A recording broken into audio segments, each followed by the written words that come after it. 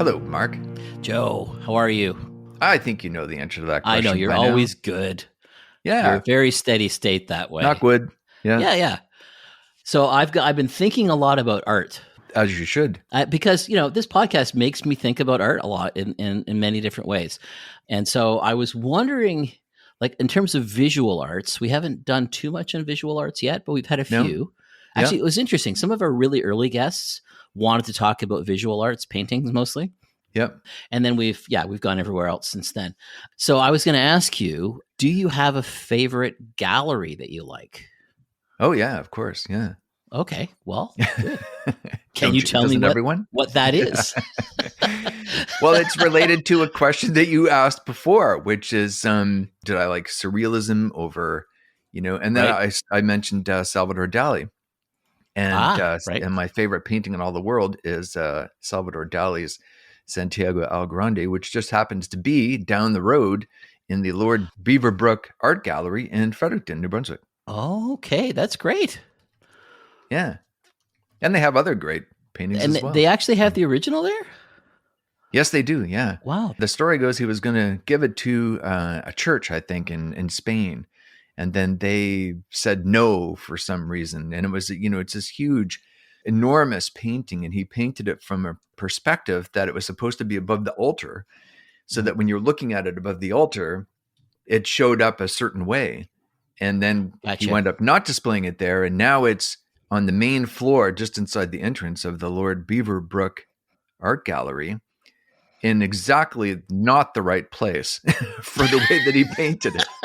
So to see it properly, you actually have to lie down on the floor, right? With your head back. That's like, look at it. Yeah, that's like if you want to go see Michelangelo's David, you've got to imagine it's 100 feet higher than you. To really get a sense of what it was supposed to look like. Yeah. But, almost every time I go to Fredericton, I pop into that art gallery to see it. And the last time I went, they were having some kind of event, so I couldn't see my favorite painting. Oh, that sucks. Yeah, very well, but it was okay because I got to, look around the rest of the gallery and see all their other great stuff. So as usual, turning the question back to you, what is your favorite? It's probably the Tate Gallery in London, the other London, UK. Right. Because I've had some of the most amazing experiences in terms of interacting with art. But I think really it's got to be the Westland Gallery, which is just down the road from me in Wortley Village in Old South. And they have they have this yearly thing where artists bring in 1 by 1 foot paintings. And so they'll have every artist in the region, all of Southwestern Ontario, bring in 1 or 2 or maybe 3 paintings, but they're all a square foot. And that's the kind of stuff they do. And I pop in pretty much every other week. Well, you got to support the local regional galleries. Yeah, exactly. And I thought our guest, Michael Antman, might have an answer to this question. Welcome to the podcast, Recreative. Thank you for having me. You mentioned that your favorite gallery, Mark, was the Tate Gallery in London. I have a funny story about the Tate. I went to the Tate Modern, which is an amazing piece of architecture, but I didn't like the museum at all because there was virtually no art in it. It was just a lot of empty space, and the art that was there was very, very gimmicky, a lot of conceptual art, which I didn't like. So I left after a couple of hours. I gave it a good shot, and I got into a taxi waiting right outside, and I said, "Can you take me to the Tate Gallery?" And he said, "Sir, you are at the Tate Gallery." He said, "I could turn on the engine and drive around the block and charge you £7, and you'd still be at the Tate Gallery." I said, "No, the real Tate Gallery." And he said, "Oh, I got you." So he took me all the way across London to the real Tate Gallery, which also is one of my favorites. I'd say it's in my top 5. When I was younger, being an art fanatic, I remember making a sort of a bucket list, life vow, to visit every great art museum in the world. And at this point in my life, I've probably hit about 50% of all the great art museums in the world. And I consider that a great life goal. There's some I'll probably never get to, like the Hermitage in Moscow. But I've always loved it. My father was a painter, an amateur painter. He painted on the weekends. And he was pretty good for an amateur painting. He had a few exhibitions. But I think I always had an innate interest in art, although it wasn't truly awakened until I was a little bit older, which is one of the stories I want to tell you about. Well, that's great. That's a Yeah. wonderful place to start. So this is usually when we ask you to introduce yourself to our listeners because Sure. Joe and I are too lazy to do the bio. No, that's not true. We do this because this way you get to pick what you want to talk about, really, in terms of your career. Yeah, but it's also kind of true. Kind of true a Oh, little sure. bit. Yeah. I'm happy to introduce myself because I happen to be one of the world's leading experts on Michael Antman. I'm not an expert on very much else, but I do know my own life. I grew up in Chicago, although my family was, I would say, lower middle class. They always took advantage of all the free cultural attractions Chicago had to offer, and they took us to the Grand Park concerts, which was the Chicago Symphony Orchestra, and those were free. And they took us to the Art Institute and the Museum of Science and Industry and many other free cultural attractions. So it was a great upbringing in that sense. And I developed an interest in art because, as I mentioned, my father was a painter, an impressionist painter. But I wanted to be a writer. I started out wanting to be a columnist. Like, I don't know if you two remember the name Mike Royko, but he was a very famous Chicago political columnist who wrote a very notorious book about our mayor Daley called Boss. But then I gradually changed as I developed, for lack of a better term, and I don't mean to sound pretentious about it, but I developed kind of a poetic way of looking at the world, a poetic sensibility, and I decided I wanted to become a poet. So fast forward, and I wrote many poems, which to this day I still think are very good, but got almost universally rejected. I had extreme difficulty in getting my poems published. I ended up getting about 20 published in various journals, but I realized to be a successful poet, you had to be a careerist and really make a career out of it. And I didn't really understand that. I didn't really have a mentor. Over the years, I switched to fiction, and I published 2 novels with small boutique presses. One was called ENC Press, which Mark is very familiar with, and the other is press called Amica Press. They're both very legitimate boutique presses, not big, but I was still very proud of both of the novels I published. One was called Cherry Whip, about a Japanese jazz musician, very naive, but a genius who comes to America, and he immediately runs into one disaster after another. It's a little bit patterned after Kingsley Amos's novel, Lucky Jim. It's a comic novel, but it also has elements of tragedy. And I look at it now, and even though I didn't sell a lot of copies, I'm proud of it, and I feel good about it. And I published a second novel called Everything Solid Has a Shadow, which was based on an extremely eerie experience I had, and which I used the novel as an attempt to explain, and never fully understood or was able to explain what had happened to me. But I think the novel was a kind of catharsis, and also it shaped my experience in a way that I thought would be palatable to readers. Both of the novels have in common my theme, which is also present in the memoir I wrote, which was called Searching for the Seagull Motel. And the theme in all 3 of my books is self-knowledge, or more accurately, the lack of self-knowledge. Because if I look at my life, I had a reasonably successful life, but I always suffered from a lack of self-knowledge. And I didn't really understand myself. And it wasn't until recent years, I wouldn't say too late, but very late, that I truly understood myself and my motivations. So that became the theme for all of my writing, was self-knowledge. And I'm convinced that virtually all people, with very few exceptions, lack self-knowledge.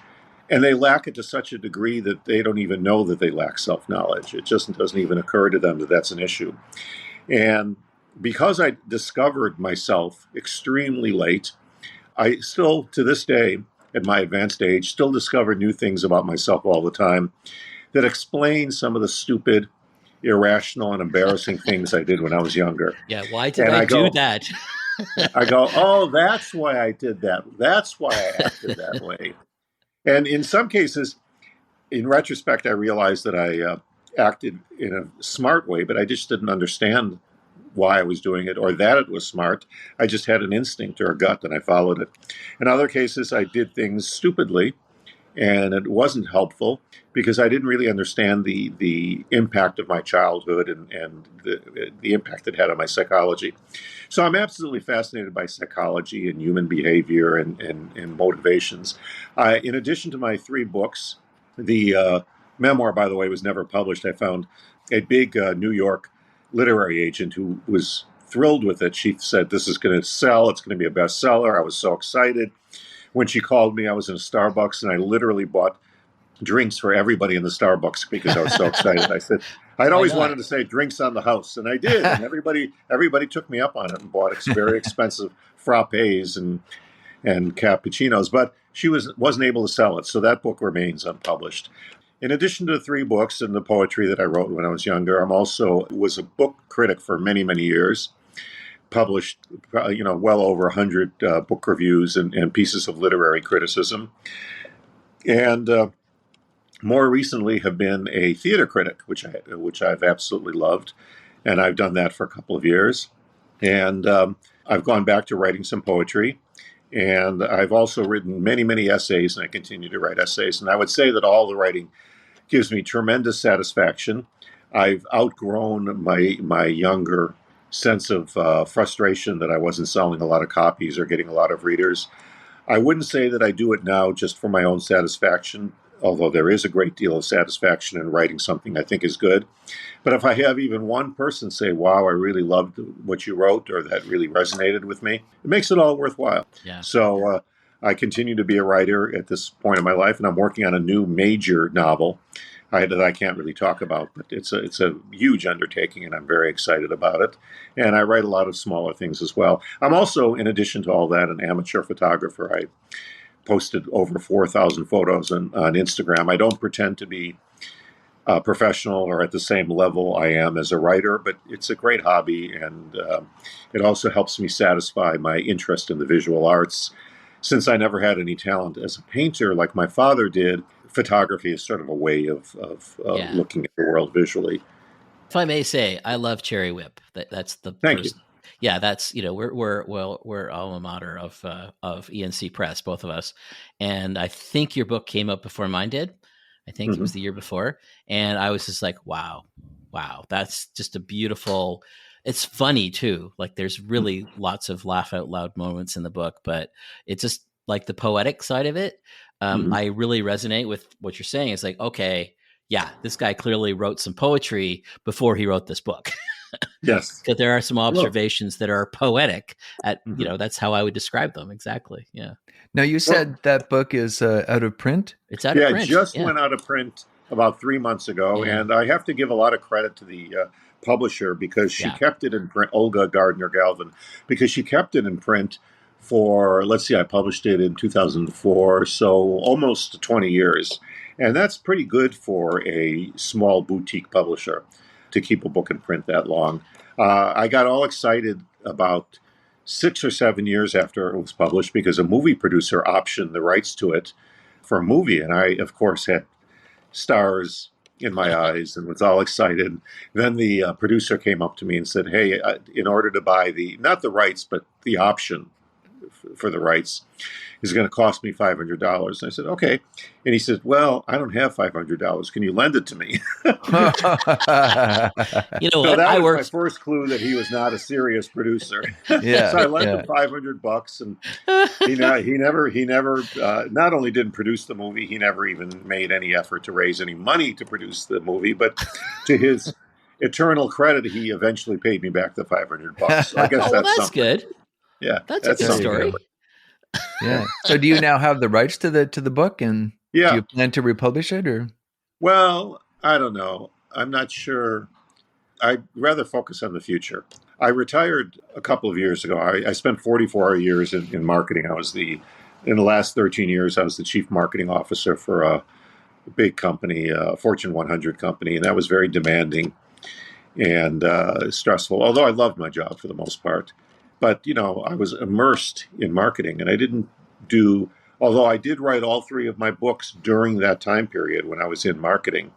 I'm not claiming I didn't have time for it or energy for it. I did. I just have more time and more energy now. And I choose to devote that energy to new projects instead of reliving old ones. So it's Yeah. unlikely I would republish Cherry Whip unless my next novel ends up being pretty successful and people say, hey, I'd love to read Cherry Whip, and then I might consider it. I would have to hire a professional typist to retype the whole book because the digital files have long since disappeared. But, if Dickens could write in longhand and do 30 revisions, I think I could retype the book one time. Now, I have to ask the obvious question.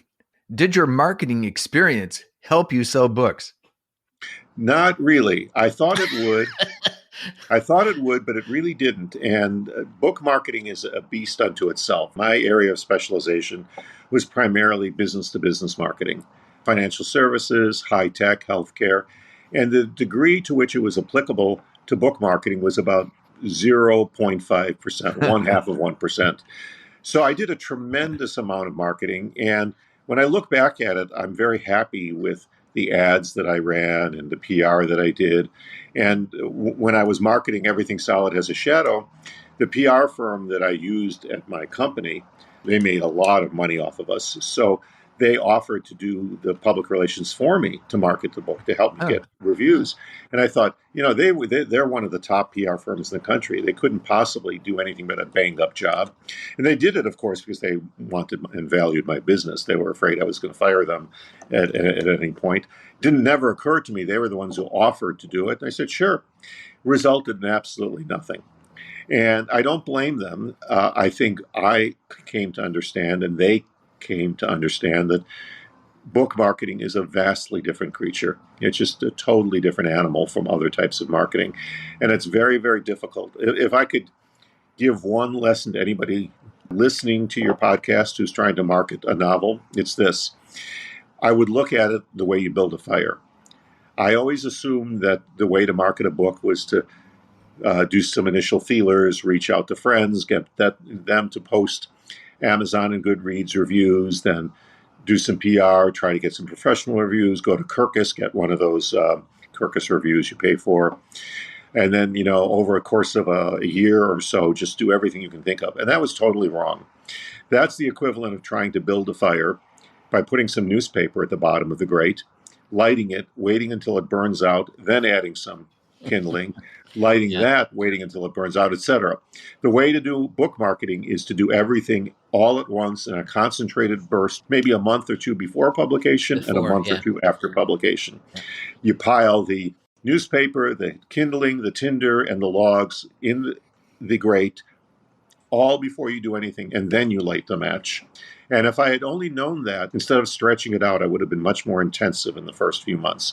Would it have made an enormous difference? Not necessarily, because Everything Solid Has a Shadow is about psychology. It's about one man's struggle to come to terms with his past through some very eerie dreams that are forcing their way inside his head, and he doesn't understand them, why he's having the dreams. He's a very superficial guy. He's buried a lot of traumatic things in his past. He has no interest or willingness to come to terms with them. He has a pretty girlfriend and a great job and a successful career, and he thinks everything's fine, but he's falling apart. And the reason he's falling apart is because he's suppressing something that happened to him as a child. Not what you're assuming happened. It has nothing to do with sexual abuse or anything like that. He was falsely accused of accidentally causing the death of a small child in his care, and when it wasn't really his fault. And he's held the guilt and the trauma with him and buried it, as most of us bury traumas. And the dreams, kind of like a crowbar, forced it out of him. And he is forced over the course of the novel to come to terms with why a woman he thinks he barely knows keeps on walking into his head while he sleeps. More than just a dream. And this is based on something that actually happened to me that I still haven't come to terms with. It was incredibly puzzling and strange, and I still don't understand it. That's so interesting because I would say almost all of my novels started as a dream. Oh, really? How interesting. Yeah. I'm glad the only to hear one that didn't was The Fatness, but almost all of my books started as a dream that I had. And in the case of the Amadeus Net, it was a dream that I just kept having and kept having and kept having. It's like, okay, clearly I have to write about this to get this out of my head. That is so interesting. Yeah. Because dreams are unexplored country. I feel like they're very overlooked in literature. They're 1/3 of our lives, literally 1/3, if not more. Yeah. In my case, since I'm retired, it's more than 1/3. Oh, you and your afternoon naps. I love that. Yeah, I love it. But people tend to scoff at dreams, either because they think they're irrelevant, they're just nonsense, or literary types who say, dream sequences are boring, who cares? But it's not about the dream sequence per se, and it's not about the No, dream per yeah, se. It's about the buried things that the dreams force you to confront. And the point I was going to make is that I think one of the reasons it's hard to sell a novel like Everything Solid Has a Shadow is that most people want to live outside of themselves and, read about adventures. And I'm not scoffing at that because I love spy no, that's novels and fine. mystery Yeah, novels. That's all that stuff is great. But it's very rare to find people that really want to spelunk inside their own yeah, brain and kind of explore their own inner psychology and to engage in the process of gaining self-knowledge. It's not a common thing. Literary novels in general are difficult to sell. A literary novel that's inwardly focused about human psychology is even harder to sell. So that combined with my lack of knowledge or insight into how to market a literary novel meant, that it was a tough road. yeah. But I got your some books wonderful sound reviews. fascinating. Oh, I gotta thank you. Like, say, I'm yeah. sensing a real great segue here Hmm. because if you're talking about like the unconscious and taking the unconscious seriously, that Right. is kind of what the surrealists are all about, right? Like Precisely. Salvador Dali. Yeah. And I think you want to talk about Magritte and you want to Yeah. talk about 2001 A Space Odyssey. And I think Correct. these both share that idea. Yeah. When I was 12 years old, I had a kind of experience that, for lack of a better terminology, blew the top of my head off. I went with a friend of mine named Alan to the Art Institute to see an exhibition by René Magritte. I'd never heard of him, had no idea who he was. I was 12 years old, very innocent. I didn't know much about painting, even though my father used to take me to the Art Institute and I would see his own painting. But suddenly I was confronted with visions of the world that were completely, for me, unprecedented and flabbergasting. The one that in particular stands out was a British gentleman in a, I guess it's called a derby, the style of hat, Yep. leaning over a bridge, looking at the water, and next to him is a lion that's on fire. And I remember being just so blown away by it because what Magritte does is take the common elements of our world and combine them in ways, well, in the ways that we experience dreams, completely unexpected and inexplicable, and yet strangely right. To me, that's the key to good Yeah. surrealism. Yeah. Whether it's Rene Magritte or it's David Lynch, good surrealism is unexpected, but it's never absurd. It's strange and it's inexplicable, but it makes a kind of sense at a deep level that we may not even be able to understand or explicate. The reason David Lynch is a great filmmaker and many imitators are not is because all of his work, which also comes from dreams, by the way, he talks about that very openly. I've heard him talk All about his that. Yeah. work Yep. makes tremendous psychological sense at a deep level, so that even if you can't explain it or articulate it, you know it at some deep level. And that was what I felt seeing Magritte for the first time. It awakened something in me that I couldn't explain. I couldn't explain it to my friend Alan. I couldn't explain it to my friends, but I started making an effort to see the world from unusual angles and in unexpected ways. And I really think that's what started my interest in progressing beyond wanting to be a political columnist to wanting to be some sort of artist, to see the world in different ways. And a few years after that, so that was when I was 12.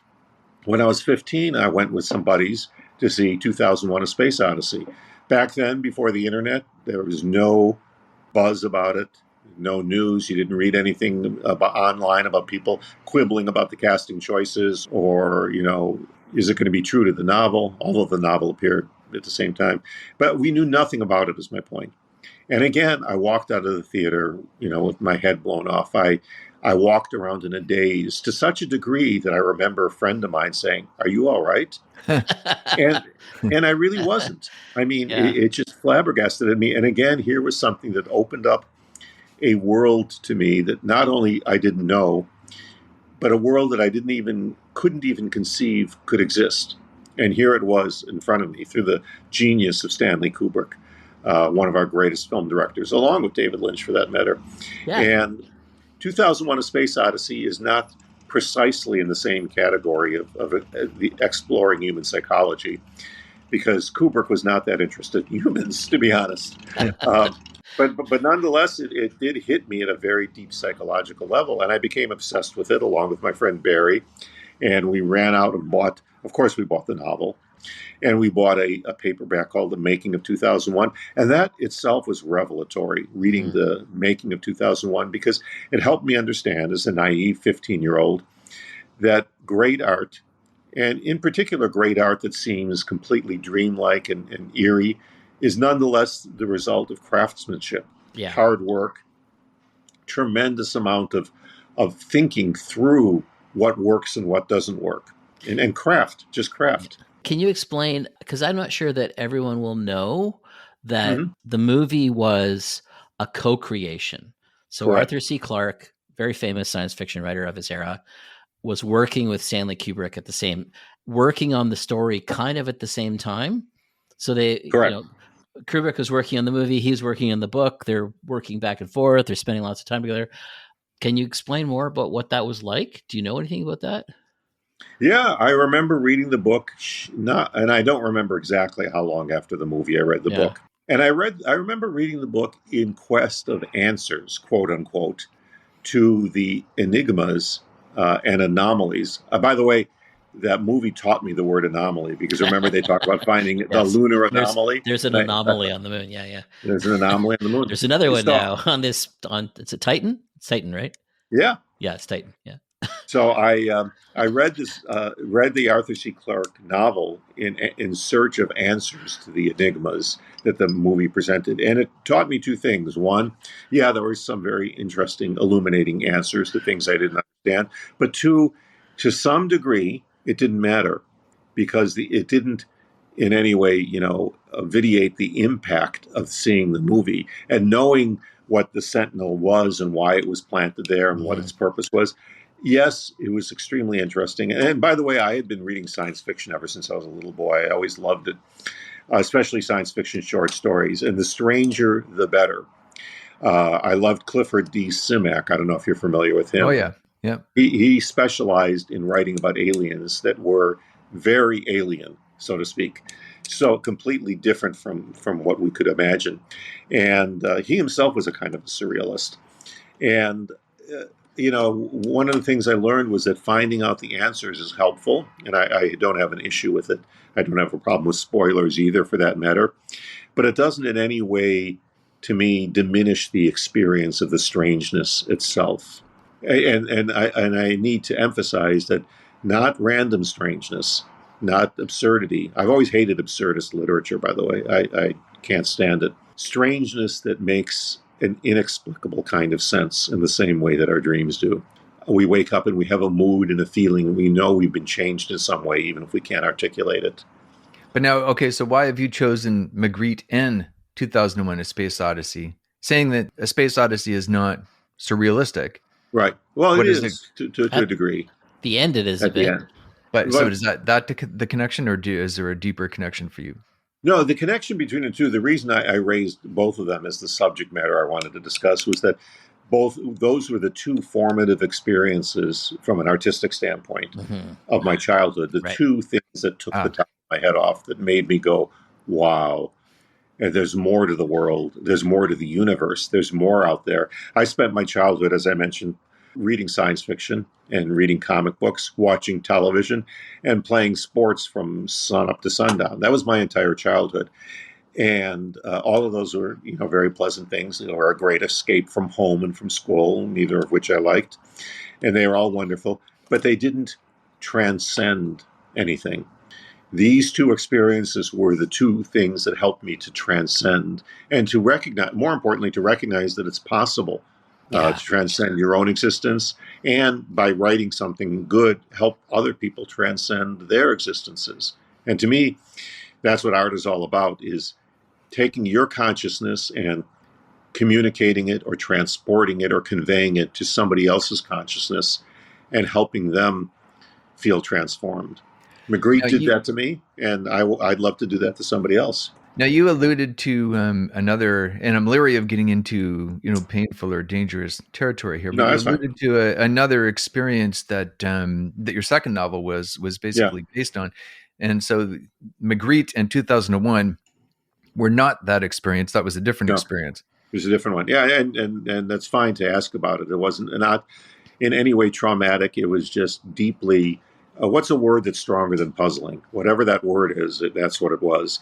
What happened was it was when I worked for. I was a principal in a marketing agency, and one of the women who was working on my team, she was a PR specialist. Her name was Tracy, and she and I were work spouses. I'm sure you've heard that term. Oh We yeah. worked very closely together. She was happily married. I was married. There was nothing untoward about it. We just worked very closely together. We knew each other very well, and we were reasonably, affectionate and friendly. Although I was her boss, and sometimes I got mad at her, and she got mad at me. But there was nothing particularly remarkable about the relationship. So one night, just out of the blue, in the middle of nothing in particular, I had a dream, and it wasn't exactly what you would call a dream. My brain was completely black. What I saw in the dream was just complete blackness. And I saw a tiny figure, smaller than half of a grain of rice, at the back of my head. And it walked forward in my head. And as it got closer and closer to the front of my head, which is to say my eyes, I recognized it as Tracy, my coworker. And she leaned into my eyes. Now, she's inside my head, so she's leaning into the back of my eyes. Yeah. But I can see her clearly, and she says, "Michael, I have a very serious illness." And that's all she said. That was the end of the dream. So I didn't give it much thought. It was a very odd dream because there was nothing surrounding it. There were no rooms or houses or people or parks or cars, just her. So the next day, when I saw her in the office, I said, "Tracy, I had the weirdest dream about you last night." Now, because she was a woman, she rolled her eyes because when a man says that, it usually means he's going to say it was something sexual. And I said, "No, no, nothing like that. All you did was lean into my head or walk into my head and say, 'Michael, I have a very serious illness.'" So the moment I said this to Tracy, she went completely white all over, like a sheet of typing paper. And I said, "What's the matter?" And she says, "Michael, yesterday I was diagnosed with multiple sclerosis." And she said, "What time did you have the dream?" And I said, "I'm not sure, but it was, I woke up shortly after the dream and it was about 2 a.m. And she said, "I was up all night with my husband. His name is Leonard. And we were talking about whether or not I should tell you about this illness because, I don't know if I should tell my boss that I have a degenerative neurological disease." And we finally decided not to tell you, and this would have been about 2 a.m. And I said, you told me anyway. And she was very freaked out that somehow she had walked into my brain and communicated this to me without meaning to or intending to. And our relationship after that became very, very strange, almost strained in a way, because she sort of felt like I had invaded her privacy. Yeah. Or stepped into her brain, even though the irony being she had stepped into my brain. She didn't have a dream about me. I had a dream about her. But it became a little bit odd. And I didn't understand how I could have known that she was seriously ill because she betrayed no signs of illness.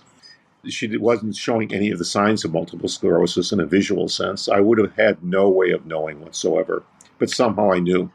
And I'm largely convinced that human beings have vestigial senses in the same way that you can see a fox with its fur bristling when it senses danger nearby.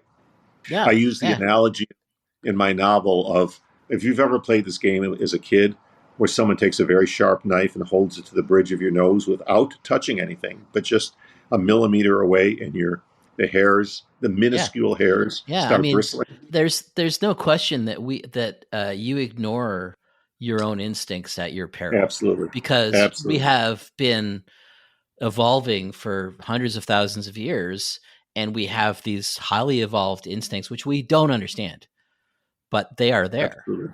And that's Absolutely. So I totally believe that you might have even smelled this. I mean, that's something that has never occurred to me. That you might have smelled she had, because dogs can do that for sure. Yeah. They can identify when someone's ill way before any of our modern screening technologies can. So That's a it's really possible. good point. Yeah. So That's you a don't think very there's good point. anything supernatural about this? Well, This is it might be something supernatural. scientific that we don't know. That's what I think. Is I think a lot of these things seem supernatural, and there might even be a non-rational scientific explanation for these things that Yeah, someday we'll get to. I But agree. yeah, The other analogy I used in the novel is this doesn't happen to everybody, but for many people, including me, if I'm standing on a ledge or a balcony or a cliff overlooking a very high place, and I suddenly imagine myself jumping, I get an aching sensation in my groin. And what is this? It's a vestigial sense. It's a warning. So I don't know if oh, there's wait a a minute. Wait. So here's where I want to connect it to absurdism. okay. So Sartre called that l'appel de vide, the Really? call of the void. Yeah, he called that the I'll call have of to the look that void. up. I was not And aware of that. that is what's at the heart of absurdism, is not just nonsense for nonsense sake. It is wrestling with this nonsensical notion that I can just jump off this cliff anytime I want to. Yes. That is how I see absurdism, is that idea that you've always got this option. It's always an Yeah. option. You can always jump off the cliff. Yes. It's That's always a there. But we don't. We generally But we don't. don't. we And a generally. lot of our lives are wrestling with why we don't. That's so interesting. And Sartre is one of my favorites. Nausea is one of the most thought-provoking novels I've ever read. And I never really thought of Sartre as an absurdist. I thought of him as an He's an existentialist. existentialist, but I see like a Camus is an absurdist, and they're so closely aligned, I think, in terms of Yeah. their existentialism, that I kind of always attribute a little bit of absurdism to Sartre when I probably shouldn't. Very, very interesting. And I'm still dwelling also on your earlier comment about the possibility that I might have smelled something, which is something that never, ever in all these years of puzzling over this occurred to me. Now, I have two other things I should briefly mention. Now, Are before you we, get to that, though, I want to just ask about her. How are you well, still in touch with her? that's one of the two things I wanted to mention. Oh, see, I smelled that. Okay. Yeah. There are roughly two different types of multiple sclerosis. The type that is called recurring remitting, and it comes Right. and goes. Yeah. And there's another type that's like a straight roller coaster ride downwards. And unfortunately, that's the type she had. And she was a lovely, lovely person, and it was very, very tragic. She passed away a few years ago, and her symptoms were just god awful. But I want to mention that I had another dream about her. This was about 18 months to 2 years ago. And in this dream, she had a present for me. And she said, "Can I open it?" And I said, "Sure." And she opened the box, and all these streamers and pieces of glitter and pieces of little candy and little toys came floating out of the box and flying into the air. And in the mix was an invitation. She said, "I want to invite you to my party." And I said, "I'll be there." That was the dream. Wow. I later found out from my former colleague that had stayed in touch with her that at the time I had this second dream, this was, of course, years later after the first dream, she had passed away. And the dream, again, was all black, nothing except her. And she was clearly communicating to me that she was saying goodbye, and the party was her deathbed and her passing away. This occurred after the novel was written. I didn't incorporate it. The novel is not really, just to be clear, not about her.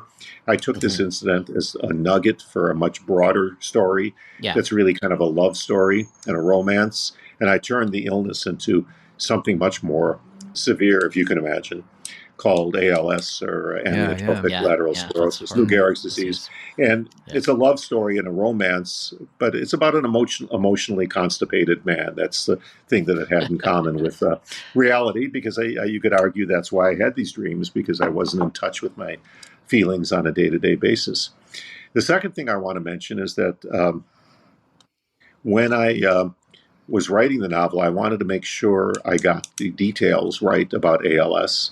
And I happened to know that a high school classmate of mine, who was also on the high school tennis team with me, was a neurologist in Spokane, Washington, and an expert on ALS. He treated many ALS patients, so I interviewed him before, while I was writing the novel to get all the details right about the course of the illness. And he was very helpful. I put him in my acknowledgments. A few years ago, around the same time I had that second dream about Tracy, he himself was diagnosed with ALS and is now coping with it. And the irony was just crushing to me because he was such a good guy. And to have lost a couple of friends to these horrible neurological illnesses is, it was very difficult for me. Yeah. And I'm sorry. That's an awful way to lose people. And it's surprisingly common. It seems to crop up all the time.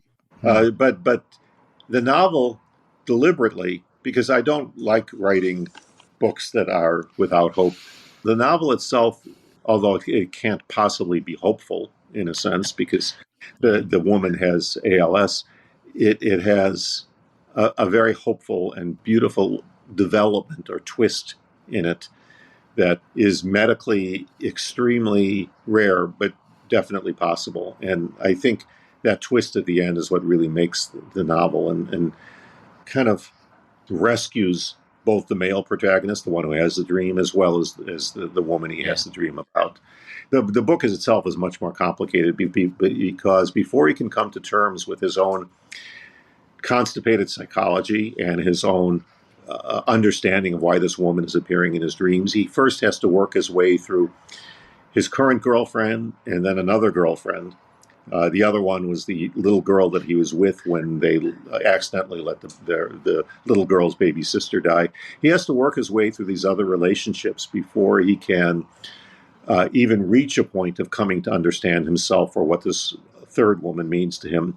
And this process of working his way through these other relationships was indirectly patterned on another Stanley Kubrick movie to come full circle, which is Eyes Wide Shut, where Tom Cruise kind of works his way through it's a very reminiscent psychodrama of that. It is, featuring women. Yeah. So you can just not answer this question, but have you done therapy? Have you been in therapy?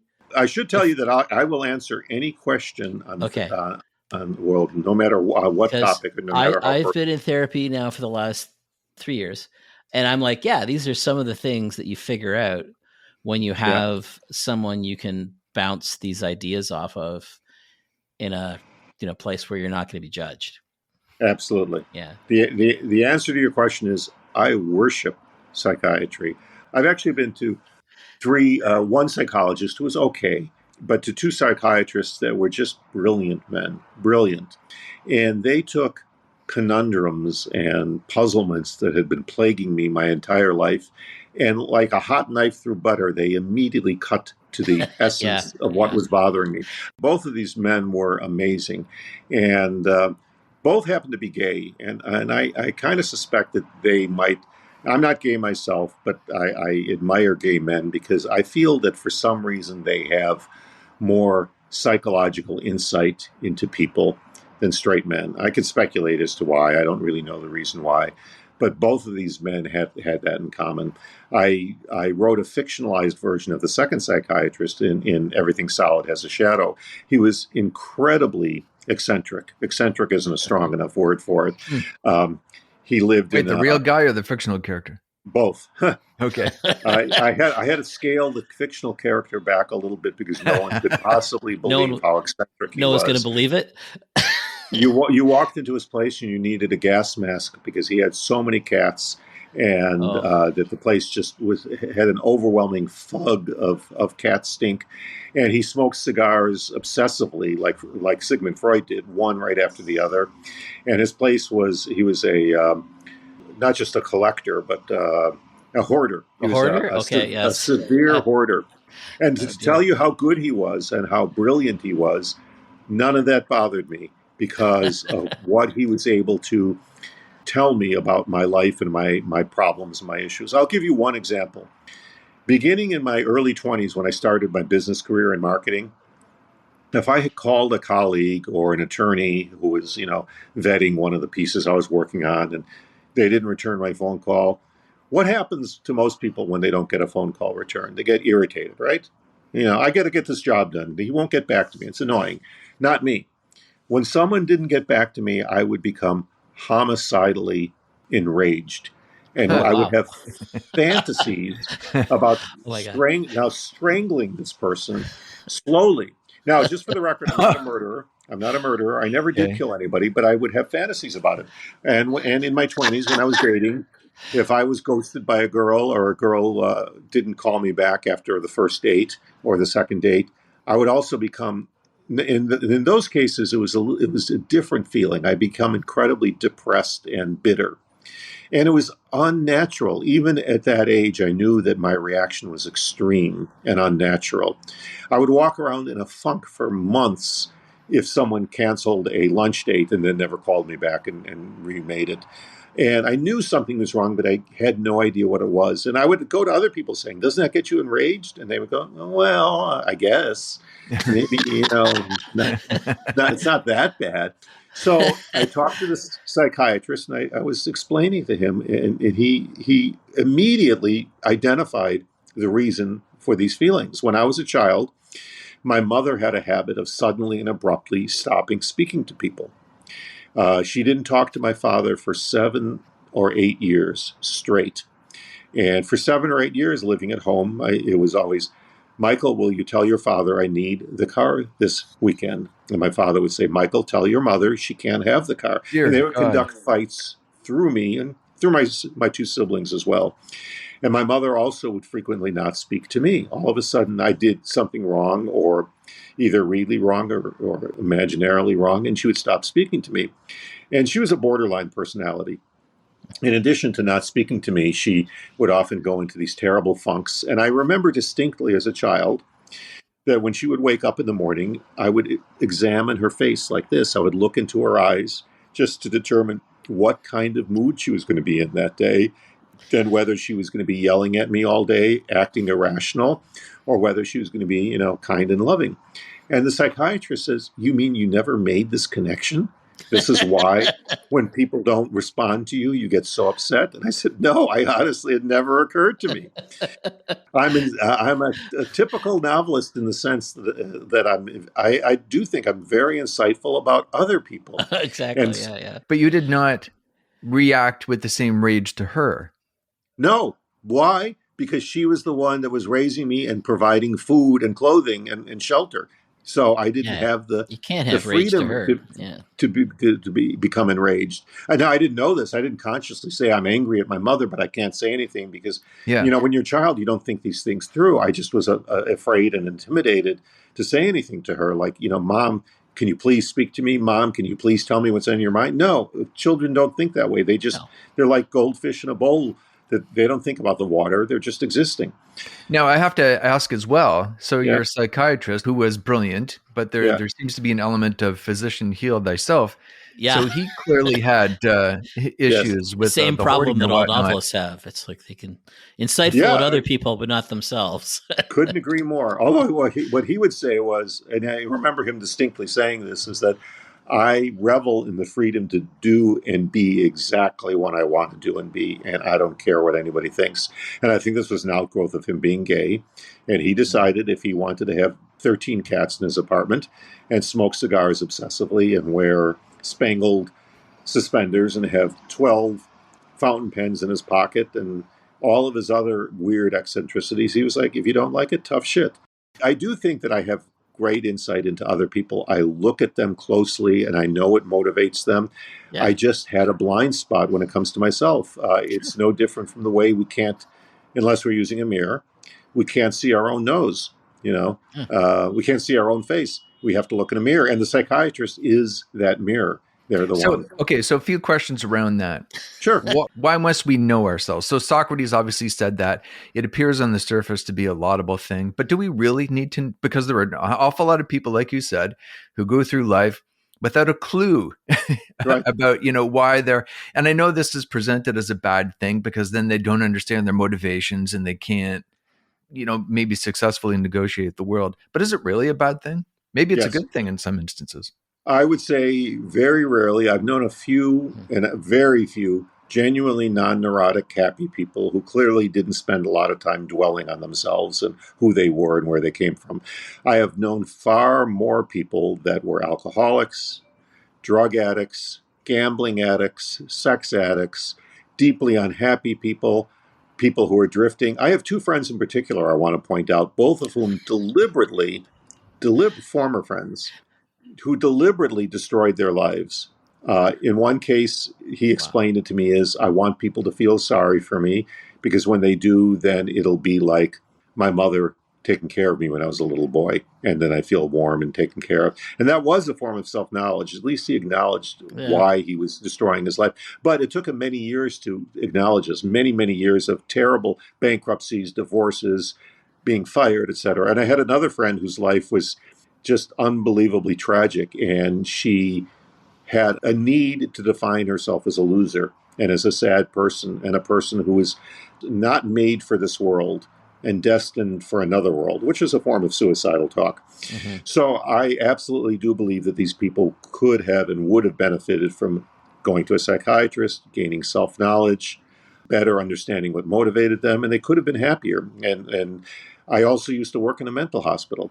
Let me emphasize, worked in a mental hospital. Okay, I wasn't a resident. I worked as they were looking for a male over 6 feet tall who is a very fast typist, and I'm a 6'3", and I used to be able to type about 110 words a minute because they wanted someone to be an intake clerk who could type up all the intake forms right next door to the violent ward. So the nurses and the female psychologists wanted a big guy. Now, when I showed up for work, they were shocked to discover that when I was a freshman in college, I was 6'3" and 155 pounds. So I was kind of not as imposing as they were hoping. Yeah. But nonetheless, I saw and got to meet many, many of the mental patients. And I also had a relative who was mentally disturbed. A lot of it is organic. They can't help it. But I do think that if they had done the hard work, the spelunking, I call it, of really digging into themselves and who they were and why they were the way they were, their lives could have at least been marginally better. To me, everything's on a continuum. It doesn't mean that by going to a psychiatrist or developing self-knowledge, you can just flip a switch and suddenly become whole and healthy. But you can become at least somewhat happier, somewhat healthier. And I'm going to now turn this back to René Magritte, because when the story goes, and I'm not 100% sure if it's apocryphal or not, but the story goes that when he was a little boy, he was walking along the banks of a canal. I believe this was in Brussels, or this was somewhere in Belgium. His mother had committed suicide, and the police had just fished her out of the canal, and he happened upon the scene of his mother being fished out of the canal. Yikes. She was wearing a nightdress of some sort, or a robe or something, and it was soaked through, of course, and pulled over her head, and she was naked. So he saw the naked bottom half of her body, and the top half was covered in this cloth. And you can see that kind of image in his paintings, very much like that, where he constantly returned to the themes of faces being covered, like with an apple, for example, or sometimes very literally with a cloth. And I have to think that René Magritte himself, I have no idea whether he ever went to a psychiatrist, but the painting was his work. It was his way of digging into his psyche and examining and understanding the trauma he had, which obviously was far greater than my trauma of my mother not speaking to me. But he worked it out through his painting and through his art. And this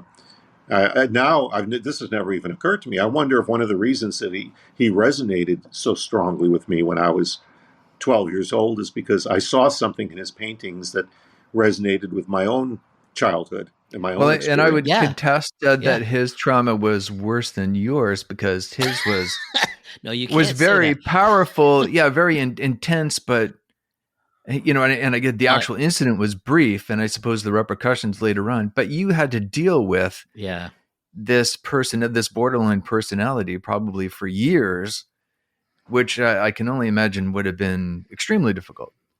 Well, the interesting thing is, and this gets back to, I charged myself with being emotionally constipated, And I don't think there's anything unfair with calling myself that. It became that way for a reason. I didn't deal with it at all when I was growing up with my mother. And the fact that I didn't understand why I was so enraged by people not returning my phone calls is proof that I didn't engage with it. It wasn't until I left my family home in my 20s that it started to have an impact on me. I had suppressed it. I had suppressed it by playing sports obsessively, by reading science fiction obsessively, watching TV. I had lots of friends. I had a pretty happy childhood. But then overall, despite my mother, but then in my 20s, because I had suppressed it, it hit me like a ton of bricks. I did not have a difficult adolescence. I didn't have a rebellious adolescence. I wasn't miserable in middle school like most kids are. I just floated on a cloud. But as any psychiatrist will tell you, you can only suppress things, you can't eliminate them. And eventually they'll come up in some form. And all of a sudden, when I hit about age 22, it just hit me like a brick wall falling on me. And my 20s were extraordinarily difficult. They were sort of a combination between adolescent angst, which I had suppressed and delayed, along with quarter life angst, like what am I going to do with my life? And I was just miserable from age 22 to 28 as a Mm, result. wow. And it Even when wasn't you until, were away from her at that point, yeah, yeah, like because dealing with it. Yeah. it wasn't about her. It was about the impact she had on my psychology, Yeah, because not about her per se. you've most of Right. your life you've learned specific things. You've learned that the way that other people love you or don't love you is very conditional and not Mhm. something you actually have any control over, right? That's So correct. that is very difficult lesson to learn as a child and an adolescent. And then to go into your 20s, which is a really turbulent time Mhm. for most people, it's hard to have that in your background. Yeah, yeah. And I would say that I didn't fully work through all those issues until my 50s, which seems extraordinarily late, but it's the truth. It's a reality. Yeah. Now, to be fair to myself, because I have been hard on myself, Yeah, you've I been didn't very hard take on out yourself. I didn't take out these issues on other people for the most part. I always had good relationships Yeah.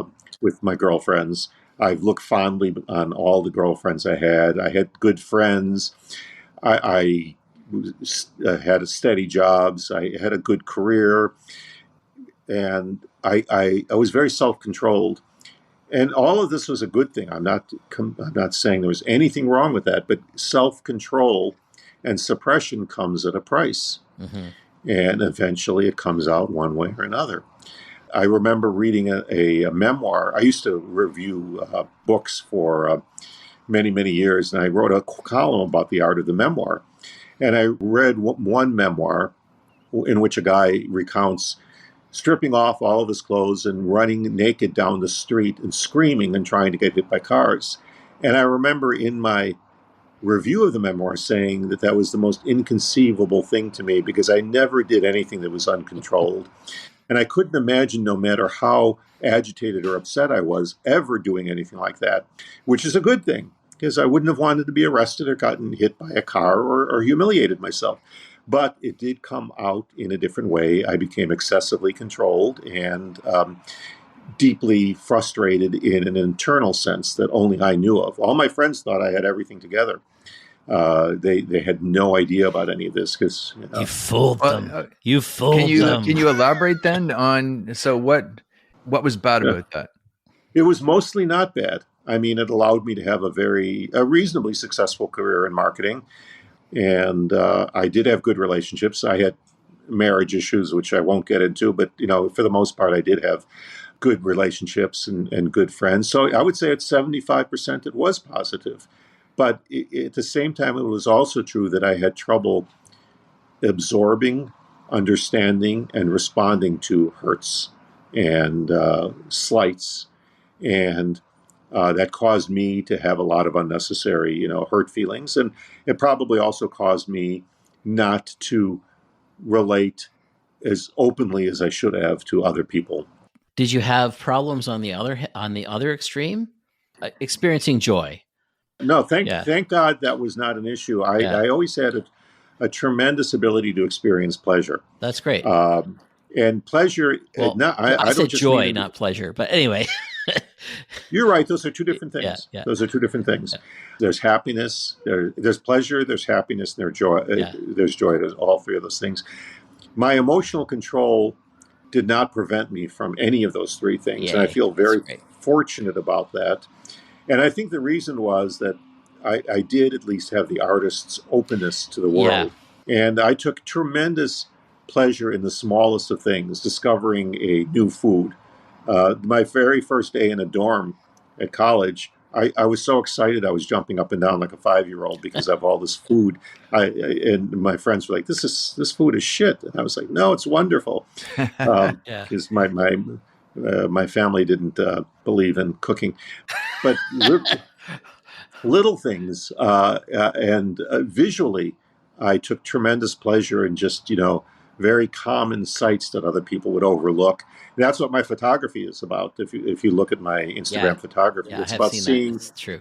I don't want to sound pretentious about it. I don't necessarily mean seeing beauty in the little things, because that sounds kind of la-di-da and lofty. I don't mean that. I mean more like enjoying the little things that I see, Yeah, and taking note of them.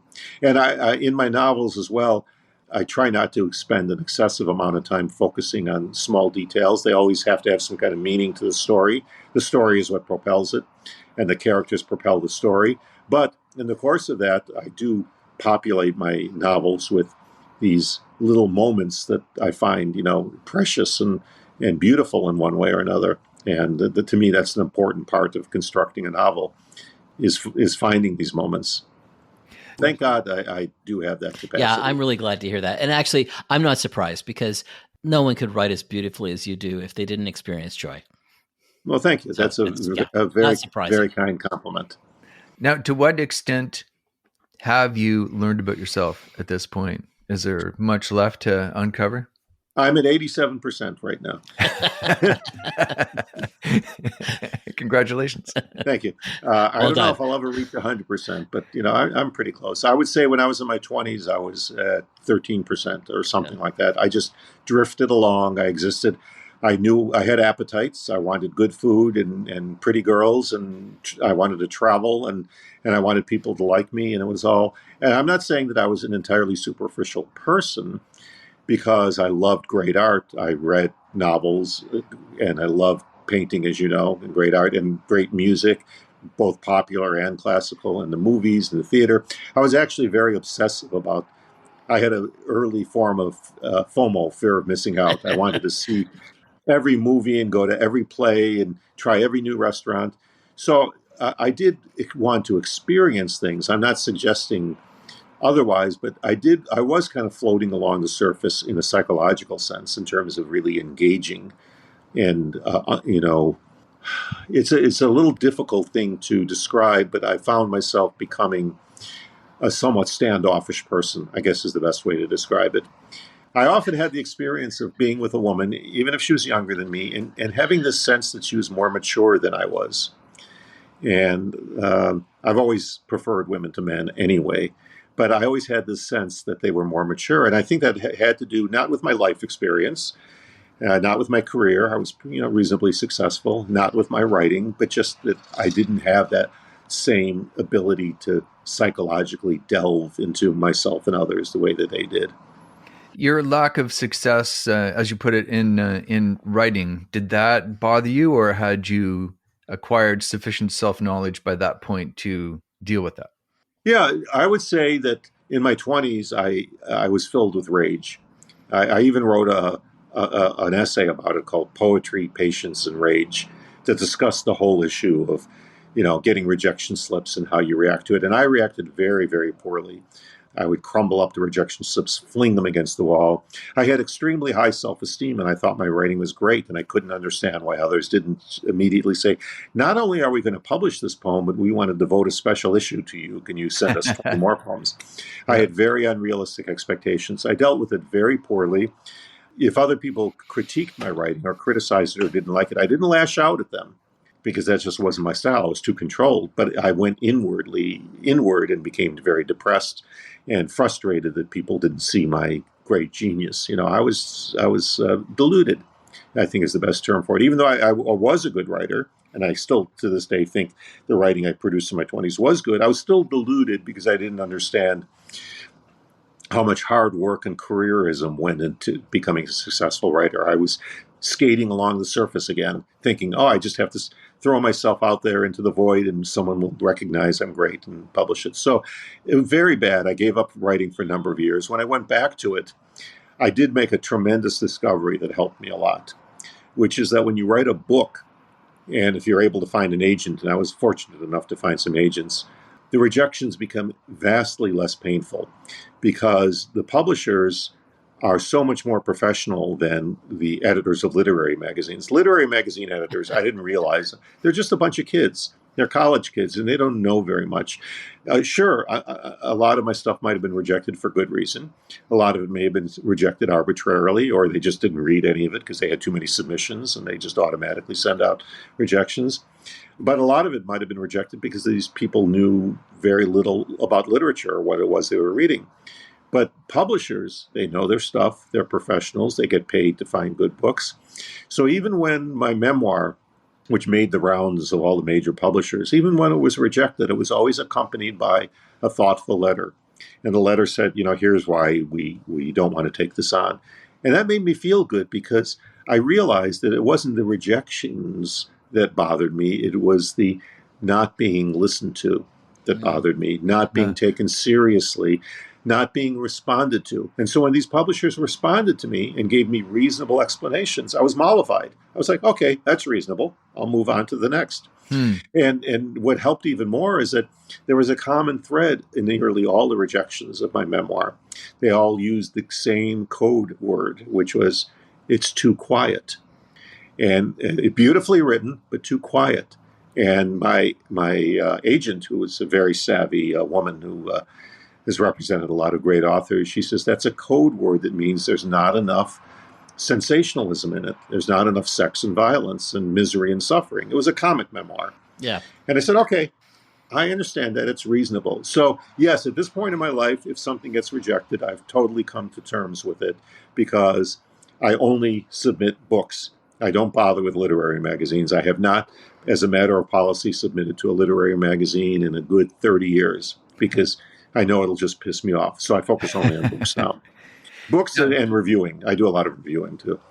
Now, this has been a fascinating conversation, and I think we could talk for another hour or two, but then I would never have time to edit it. I want to thank you both so much for being great hosts and asking me great questions and thinking of me in the first place. Thank you. Well, thank you for coming. Yeah, absolutely. Thank you. Yeah. Really great having you on the podcast, Recreative.